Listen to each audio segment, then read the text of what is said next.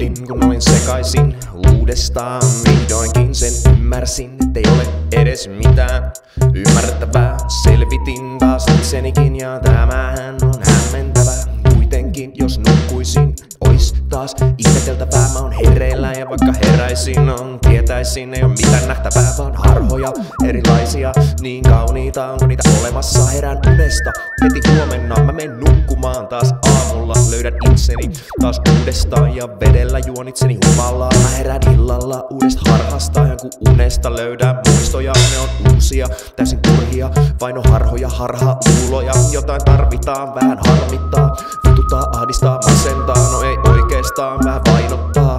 Iloitkaa, riemuitkaa, tänään sä peset hiuksesi, koska huomenna sä muutat tapasi. Tänään sä peset kätesi, koska huomenna sä muutat tapasi.